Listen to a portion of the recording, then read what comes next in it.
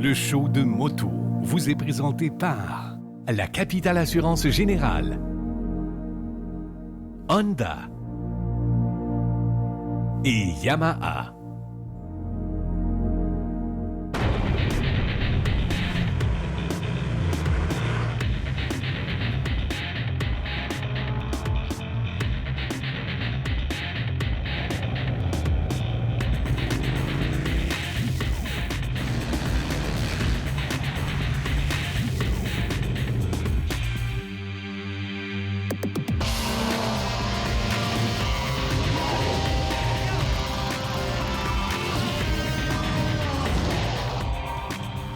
Bonjour tout le monde, je m'appelle Éric Ménard, bienvenue au show de moto. Cette semaine à l'émission, on a un show un peu spécial. On vous emmène faire une visite guidée de l'usine du fabricant de vêtements de moto italien Dainese. Voici ce que ça a donné.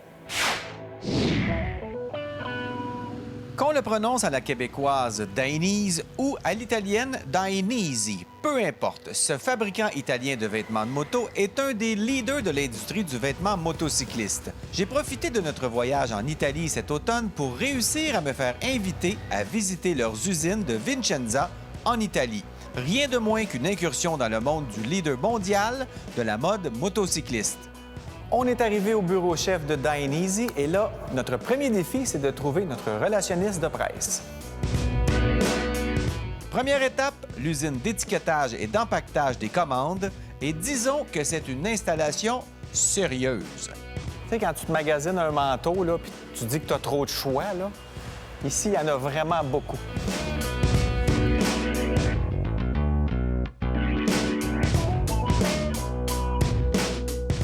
On parle d'une production internationale aussi. Là. Il y en a partout dans le monde du Dainese. Tous les vêtements arrivent à l'autre extrémité du bâtiment. Et là, ils sont mis dans des cages de métal après avoir été vérifiés au niveau de la qualité. Et là, on installe le code barre pour vraiment commencer à faire l'expédition vers les clients qui les ont achetés un peu partout dans le monde. Et on a Ago et Valentino qui, eux, se promènent ici et vont mettre ça dans les espèces d'ascenseurs qu'on voit là et vont amener ça derrière. La charmante Nicole m'a expliqué tout le processus qui permet de shipper une quantité astronomique de vêtements aux quatre coins de la planète. Ouais, je pourrais travailler ici, moi.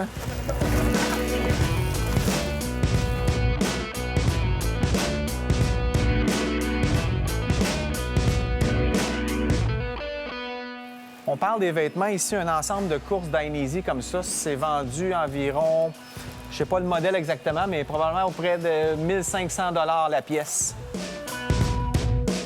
Des vêtements, il y en a. Et disons que la compagnie a des ailes. Ils sont connus dans le monde entier et commanditent les plus grands coureurs de MotoGP, World Superbike et bien d'autres.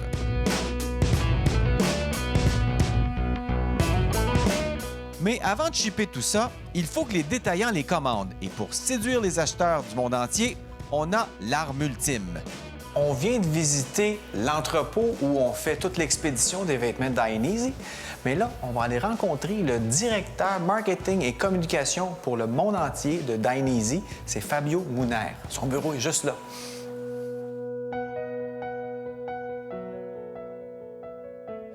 Alors, Fabio, c'est vraiment tout un contrat que tu as de faire le marketing, les communications pour une marque d'une telle ampleur. Dainese, c'est immense. Vous êtes à peu près partout où il y a des motos, là. Oui, exactement. La marque elle existe depuis 42 ans. Elle était fondée... C'est M. Dainese? Monsieur Lino Dainese, qui l'a fondé dans l'année 1972. Pas seulement dans le domaine de la moto, en fait. Parce qu'après, on a apporté aussi les protections dans des autres sports qu'on verra. Mais c'était Dainese qui a inventé les sliders pour les genoux, la bosse aérodynamique, les produits icônes, qui c'est les back protectors sur la dorsale. Ouais. Donc, tout ce qu'on voit aujourd'hui, qu'on prend ça pour acquis, quels sont vos principaux axes là, de communication pour justement vendre la marque? C'est le design italien, il y a la beauté des vêtements? Il y a un peu l'axe toujours de la sécurité. Et on investit beaucoup d'un point de vue de la recherche, développement et de la communication aussi sur l'airbag. Donc l'airbag électronique, c'était porté pour Dainese dans le domaine du racing. On est parti toujours dans le racing pour arriver et pour attaquer après les marchés du monsieur tout le monde qui roule sur la route. On collabore un peu avec Dainese. On a un peu l'impression qu'on travaille avec une famille. Tout le monde fait très attention à la marque. C'est un petit bijou là, que vous avez à manager aussi. Là. Si, c'est une marque, une société qui n'est pas énorme. Bien sûr, avec, par respect des big corporations, comme Coca-Cola, des autres, c'est mais vous avez quand même une marque classique.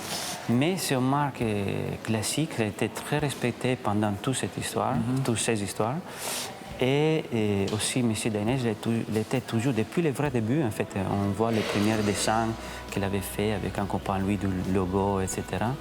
Il a vraiment très, très bien travaillé sur le respect du logo, de l'image de la marque, etc., qui ramenait Dainese à ce qu'aujourd'hui, en fait, dans la mentalité, dans la tête du gens, du consommateur. Toutes les publicités Dainese, même sur Facebook, Twitter, parce que vous êtes maintenant partout, je pense que ça fait partie de votre job maintenant de faire ça. Il y a toujours les vedettes, Guy Martin, on a Valentino Rossi, plein d'autres qu'on voit. Donc, vous avez des contrats avec eux pour qu'ils endossent les produits, mais qu'ils les testent aussi, j'imagine? Oui, en fait, nous, on va choisir les pilotes, pour ce qui concerne les activités sponsoring, pour qu'ils soient toujours en ligne et cohérents avec les valeurs de la marque. On a besoin des pilotes et des athlètes qui peuvent nous donner des conseils très ponctuels, très pointus sur le développement de notre matériel. On continue notre visite de chez Dainese et on va voir le showroom. C'est là où les gens qui sont des revendeurs de ces vêtements-là viennent choisir et voir les nouvelles collections. Et on a une petite visite privée. On nous a expliqué que les étalages de cette immense salle d'exposition sont disposés comme la forme du squelette, une des premières pièces d'équipement protecteur dessinées par le fondateur. On y retrouve là toute la collection Dainese ainsi que la collection de casques AGV, propriété de la compagnie.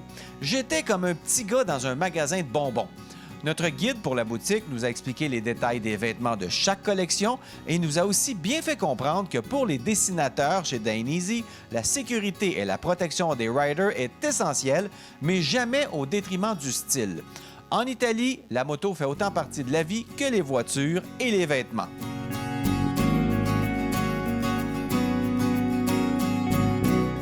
Démontrant le savoir-faire de la compagnie avec des matériaux comme le cuir, le caoutchouc, le textile et la fibre de verre, on a bien dû passer 1h30 à regarder tous ces beaux vêtements. La collection Racing, la collection Urban, Vintage, Casual, etc., tout y est passé. Je sais pas comment les acheteurs des détaillants du monde entier font pour arrêter leur choix sur quelques lignes seulement, car elles sont vraiment toutes très belles. Pas étonnant que la Fédération internationale du motocyclisme vienne de choisir Dainese comme habilleur officiel.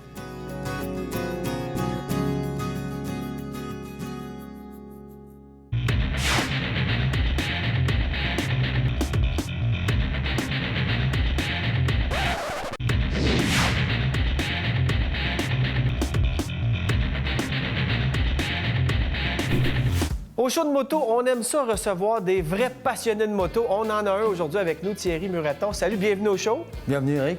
Écoute, on va parler de la brocante à Thierry. C'est un événement que tu organises à Henryville pour la 5e fois. Là, 5e année. 5e année. 5e édition. Parle-nous de ça un peu. Ça vient d'où, cette idée-là? Ça vient de France, la brocante, parce qu'en France, il y a des brocantes tous les dimanches pour la moto. Ils se vendent tous les morceaux qu'on peut imaginer, tout se vend là. Il y en a des minuscules, puis il y en a qui sont devenus énormes. C'est carrément devenu des salons de la moto maintenant, qui regroupent des dizaines de milliers de personnes sur une fin de semaine. Moi, ça a démarré en 2011. 55 passionnés de ride aventure qui sont venus vendre. Le forum de double usage du Québec. Et qui sont venus vendre et acheter des vêtements, des casques, des pneus, des morceaux de moto. Donc, brocante, c'est pas juste des choses usagées, là. Il y a des Au départ, la première année, c'était simplement de l'usager. Okay. Deuxième année, 2012, j'ai voulu impliquer les concessionnaires locaux. Boucher d'Iberville, Suzuki est venu, Pulsion avec Moto Guzzi est venu. Ils ont présenté leur moto, ils les ont fait essayer. OK. Le marché opus, toujours une constante, toujours présent. 3e année, encore un petit peu plus.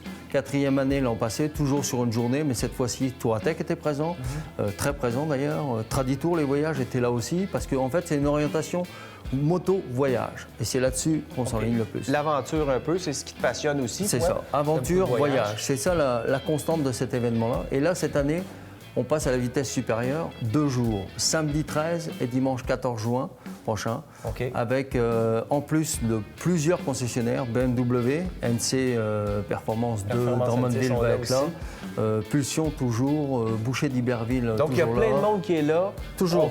Les gens vont aller là pour soit regarder des motos, peut-être même en essayer, voir des produits aussi de voyage. Regardez, essayez. J'ai appris hier que Boucher allait faire une promotion sur les pneus. Tous les pneus de double usage vont être OK. un gros blitz sur les pneus. Donc, tu de peux double usage. magasiner tes affaires de moto. Exactement, avant les vacances. C'est pour ça qu'on a changé de date. Maintenant, c'est au mois de juin. Avant de partir en voyage, tout va être là. En plus, atelier camping, 4 ateliers. Est-ce qu'on peut camper là? On peut camper gratuitement sur place le samedi soir. OK. Parce que le samedi soir, cette année, nouveauté 2015, il y a un souper-spectacle avec méchoui, avec mon agneau, vu que je suis producteur d'agneau, Oui. des cochons, parce que tout le monde ne mange pas d'agneau, et en plus, un spectacle de musique avec Colas, Les Grues et Loulou Hughes. Lulu Hughes aussi. Loulou Hughes va être Donc, présent. ça va être un Donc, bon show. Il y a un gros chapiteau, gros show, ça va être une belle soirée. Fait que ça va être le party à Thierry bientôt. Ça va être le gros parti, effectivement. Parfait. Mais comme le dimanche, il y a une autre activité aussi très importante, qui est aussi la deuxième nouveauté 2015, c'est le Challenge Touratech. C'est Challenge Maniabilité Franchissement.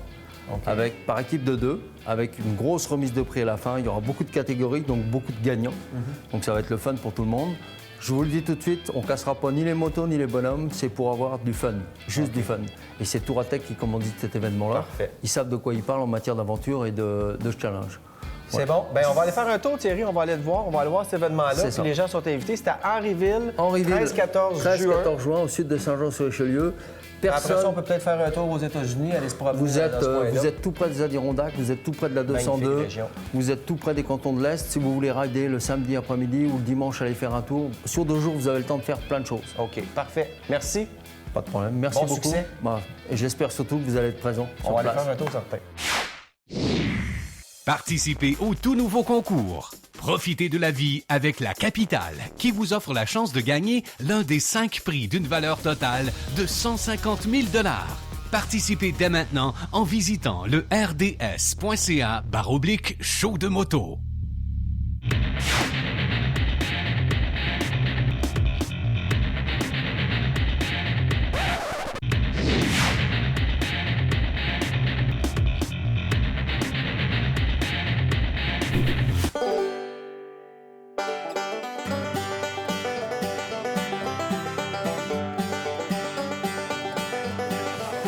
Oui, chez les bottes de cowboy Ménard, nous avons des bottes de toutes les sortes. Des bottes au bout de pointu, des bottes au bout de rond, des bottes au bout de carré. Oui, monsieur. Il y a de la botte. Now you gotta ask yourself one question. Do I feel lucky? Huh? Punk? Il te l'a dit, patron, il n'est pas vu les voleurs.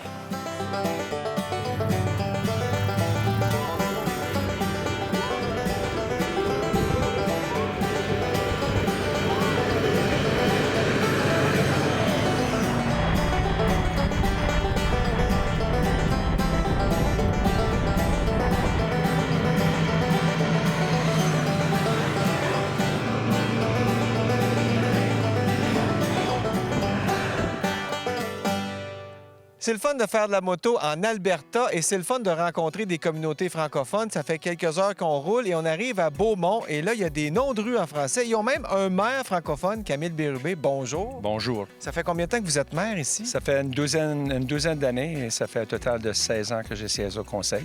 Comment ça se fait que c'est si francophone ici? On est en plein cœur d'Alberta et on arrive des noms de rues francophones, beaucoup de gens qui parlent français aussi. Mais ce qui arrive, c'est que notre communauté, les pionniers, sont arrivés en Alberta, la majorité du Québec, en 1880. Et la majorité des pionniers, des fondateurs venaient du Québec, dont ma famille. Oui. Mon arrière-grand-père Ah oui. était un des fondateurs.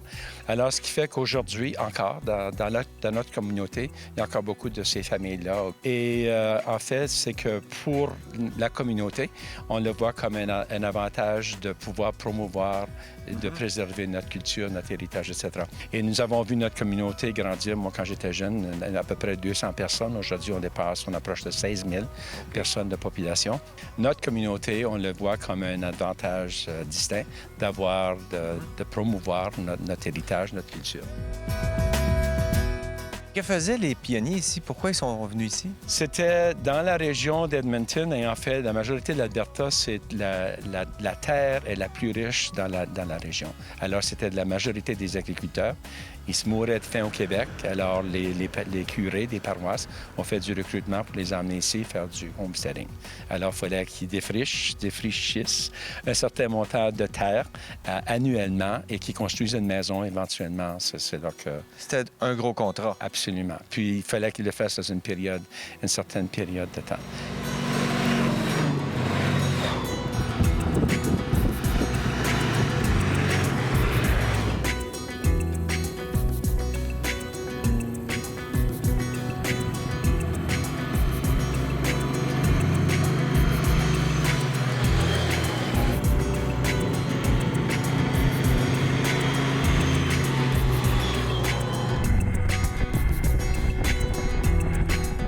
On a fait un petit détour par Edmonton dans notre périple en Alberta pour rencontrer, entre autres, Daniel Cournoyer, qui est directeur de la Cité francophone. Qu'est-ce que c'est exactement, ça?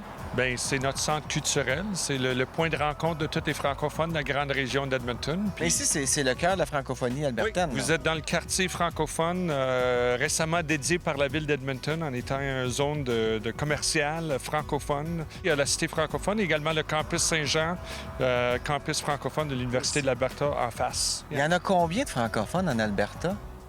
Francophones comme tels, on est au-delà de 70 000, mais les parlants français, on dépasse 250 000 personnes qui parlent la langue française. Quelqu'un qui vient se promener dans le coin, il y a moyen, en se renseignant un peu, d'avoir du service en français. Là. C'est toujours étonnant que le montant de monde qui veut utiliser le français parce qu'il y a beaucoup de monde qui passe par les programmes d'immersion, qui cherche l'occasion de l'appliquer. Puis souvent, quand il entend parler français, il s'essaye là. Et qu'est-ce que vous faites dans la cité, là? Bien, la cité fait un peu de tout, là. Il y a le théâtre qui est là. Il y a au-delà de 40 organismes francophones de services de la jeunesse aux aînés et tout entre les deux, services d'accueil. Avec l'économie pétrolière qui boom, puis l'économie de l'Albertain continue. Puis on a le centre d'accueil, puis également le centre d'emploi, Accès Emploi. Puis c'est des zones qui sont fréquentées de façon journalière et par beaucoup. C'est étonnant.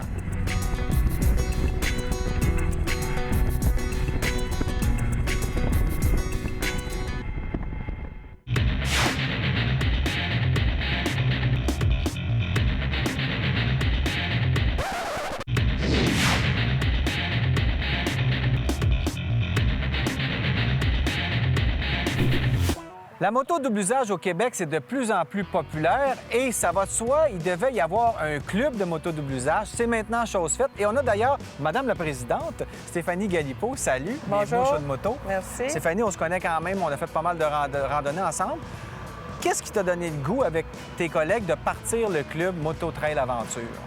En fait, Moto Trail Aventure existe depuis 5 ans. Au début, c'était plus low profile, mais depuis l'année passée, on a décidé de rechanger, renipper le look un peu du club, puis on a décidé de créer une bibliothèque virtuelle.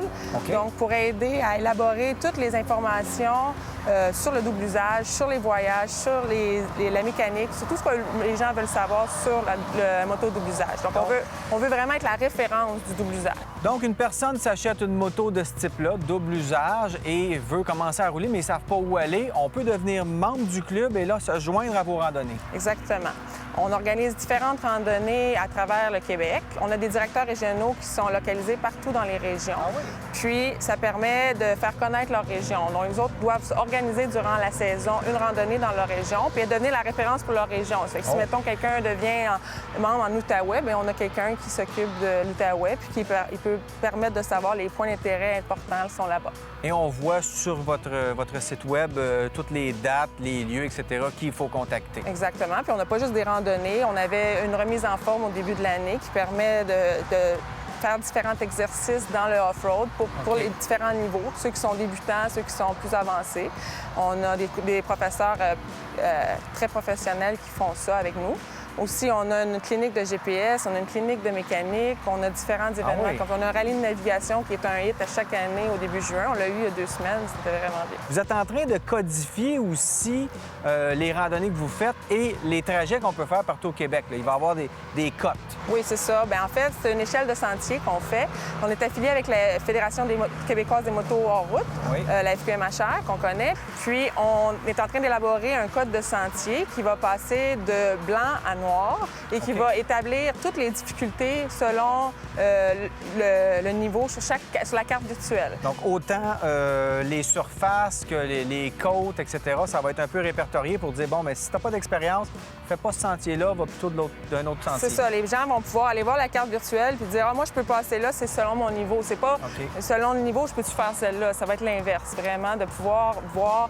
Puis toute la carte, on est rendu à 9000 km élaborés là, dans les sentiers clubs. Là. Donc, ça fait... c'est très intéressant parce que les gens sont plus nerveux d'aller acheter la carte de la FQMHR. Ils vont pouvoir l'acheter puis dire, OK, moi, je peux faire telle route, et c'est selon mon niveau à moi. OK, donc on s'en va pas s'inscrire dans ce club-là et puis on arrive à la première randonnée, c'est tous des pros ou des gens bien habitués. Non. On peut se trouver des groupes aussi avec qui on va pouvoir rouler facilement. Oui, c'est ça. Durant l'année, on organise des différentes randonnées qui font... Il y en a une qui est panoramique, qui est plus pour les débutants. Il y en a une qui est plus experte, qui va s'en aller dans les coins les plus difficiles. Donc, on décrit très bien les randonnées qu'on organise. OK. Et vos membres, c'est qui? Bien, c'est... N'importe qui veut s'inscrire? Oui. C'est ça. Pas seulement des gros passionnés de moto hors route, c'est des gens qui s'intéressent à ça. La remise en forme qu'on a au début de l'année aide beaucoup à se starter puis à faire en sorte qu'on peut prendre un peu plus de confiance dans l'année, puis c'est de plus en plus sécuritaire. Nous, on veut vraiment la sécurité dans les sentiers pour le double usage. Ça me fait penser à un site web qui s'appelle Horizons Unlimited, où il y a beaucoup de gens qui voyagent à travers le monde en moto double usage. Est-ce que ça vous a un peu inspiré, ça? Oui, c'est beaucoup une inspiration. C'est un peu comme ça qu'on veut faire, en fait, créer une bibliothèque virtuelle d'informations, puis vraiment... On essaye justement de les contacter pour essayer de travailler avec eux et de collaborer avec eux un peu. Donc, on peut avoir des conseils sur comment s'acheter un GPS, quelle moto on devrait acheter si on veut faire tel type de randonnée, quels sont les équipements nécessaires ou les meilleurs selon telle ou telle personne. C'est ça, exactement. Et c'est pas un forum, là, parce qu'il y a un forum qui s'appelle Ride Aventure. Non. Mais ça, c'est un club. Donc, on s'inscrit, on devient membre et puis on peut participer à toutes les activités. Exactement. Le club fait en sorte de la sécurité des membres. On fait la réglementation des sentiers. On s'occupe de vraiment trouver la bonne chose pour chaque personne. T'sais. OK. Donc, on est aux petits soins avec vous. Oui, c'est ça. Parfait. Puis on est tellement dynamique comme équipe. Donc, oui, c'est vrai. Je connais quelques-uns des membres et c'est une belle gang. Merci Stéphanie, puis longue vie à MTA. Merci. C'est tout pour cette semaine. J'espère que ça vous a plu. La semaine prochaine, on change de registre. On va avoir le conseil de moto en route MX Pro et on fait une randonnée double usage en couple dans le coin de Latux. Soyez là. Le show de moto vous a été présenté par la Capitale Assurance Générale, Honda et Yamaha.